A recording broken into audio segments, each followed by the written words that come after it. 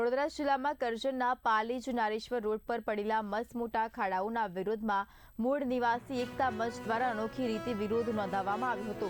કાર્યકરોએ રોડ પર જ બેસી ખાડાઓનું બેસણું યોજ્યું હતું। રોડ પર 2 થી 3 ફૂટ જેટલા ઊંડા ખાડા પડી જતા વાહન ચાલકો તેમજ આસપાસના 10 થી 15 જેટલા ગામોના લોકોને અવરજવર કરવામાં ભારે મુશ્કેલી પડી રહી હોવાનો આક્ષેપ કરવામાં આવ્યો છે।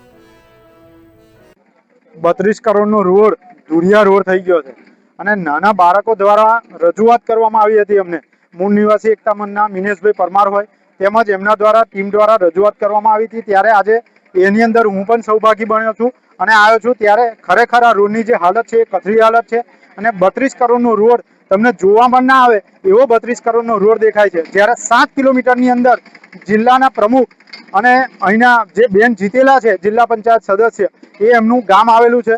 8 કિલોમીટરની અંદર ધારાસભ્યનું ગામ આવેલું છે અને ત્યાં આગળ આ જ રોડ પર નારેશ્વર તીર્થધામ આવેલું છે રંગ અવધૂત દાદાનું। છતાં પણ આ રોડની હાલત આવી કથળી જોઈને જનતાએ રોડ પર આજે બેસણું રાખ્યું। બેસણું એટલા માટે રાખવું પડ્યું છે કે આજથી 10 દિવસ પહેલા સોશિયલ મીડિયાના માધ્યમથી તથા ટીવી ચેનલના માધ્યમથી તંત્રને જગાડવા માટે અમે સમાચારમાં આ રસ્તા બાબતનું આપ્યું હતું। અહીંના રાજકીય ચૂંટાયેલી પાંખ અહીંના ધારાસભ્યને પણ અમે સોશિયલ મીડિયા માધ્યમથી જાણ કરી હતી કે ઢાવડ ચોકડીના આગળના ખાડા તમે એનએચને રજૂઆત કરીને પૂરાઈ શકતા હોય તો આ તમારી નજીકની અંદર 700 થી નારેશ્વર રોડની અતિ દયનીય હાલત છે। રસ્તાની પરિસ્થિતિ ખૂબ જ ખખડધજ થઈ ગઈ છે। તો આ બાબતે સત્વરે કંઈક કરો, પરંતુ માર્ગના મકાન વિભાગ તરફથી તથા રાજકીય ચૂંટાયેલી પાંખ તરફથી આ બાબતે કોઈ કાર્યવાહી ના કરતા અમારે આ બેસણું રાખવાનું જરૂર ઊભી થઈ છે। શું હાલત છે રોડની? અત્યારે રોડની હાલત 1.5 થી 2 ફૂટના ઊંડા ખાડા છે।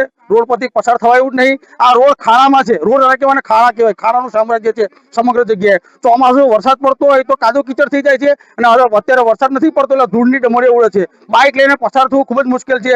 જો ચશ્મા ના પહેર્યા હોય, હેલ્મેટ ના પહેર્યા હોય તો ભવિષ્યમાં આ સ્થાનિક રસ્તા પર પસાર થતા રાહદારીની આંખ ગુમાવી શકે છે તથા આ ધૂળના કારણે ભયંકર બીમારીનો પણ સામનો કરવો પડે એવી પરિસ્થિતિ છે।